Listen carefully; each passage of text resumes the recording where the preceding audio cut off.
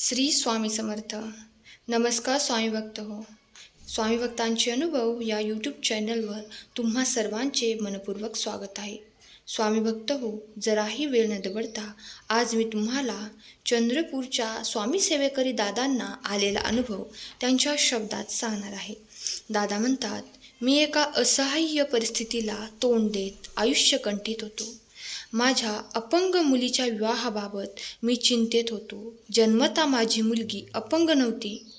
वयाच्या 16व्या वर्षी लकवा या आजाराने ती एका पायाने अपंग झाली होती. या मुलीचे लग्न कसे होणार या विचाराने आम्ही कुटुंबीय अतिशय निराश अवस्थेत जगत होतो. आमच्या चेहऱ्यावरील काळजीचे भाव बघून माझ्या या मुलीच्या मनात आले की माझ्या जगण्यात काही अर्थ नाही. माझे आयुष्य म्हणजे आई वडिलांसाठी एक शाप आहे. तेव्हा आत्महत्याच केलेली बरी. अशा विचारात ती असताना कुणीतरी तिला श्री स्वामी समर्थ सेवा मार्गाविषयी माहिती दिली व स्वामी सेवेचा महिमा सांगितला. त्यानुसार ती श्री स्वामी समर्थ केंद्रात जाऊ लागली. 2 गुरुवार सेवा केंद्रात गेल्याने तिच्यात आत्मविश्वास निर्माण होऊ लागला. तिच्या जगण्याला नवी उमेद मिळाली. मनातील वाईट विचार दूर होऊ लागले. त्यानंतर काही दिवसांनी एका गुरुवारीच मला एका व्यक्तीचा फोन आला व ते गृहस्थ म्हणाले, तुम्ही मला 2दा फोन करून सांगितले की तुमच्या मुलीचे लग्न करायचे आहे. मला अतिशय आश्चर्य वाटते.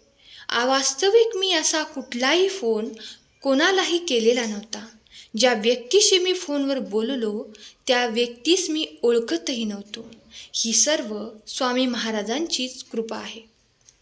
त्या गृहस्थांशी फोनवर चर्चा करून त्यांच्याशी प्रत्यक्ष नागपूरला जाऊन संपर्क साधला.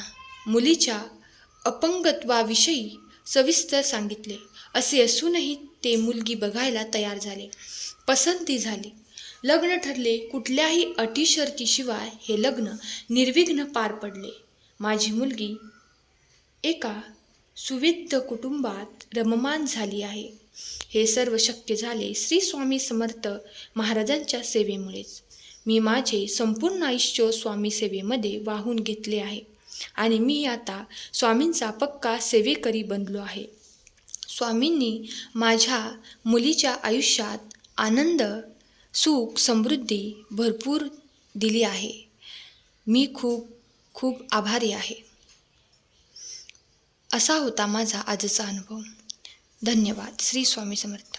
स्वामी भक्त हो, स्वामी सेवेकरी दादांचा अनुभव आवडला असल्यास श्री स्वामी समर्थ लिहायला विसरू नका. धन्यवाद.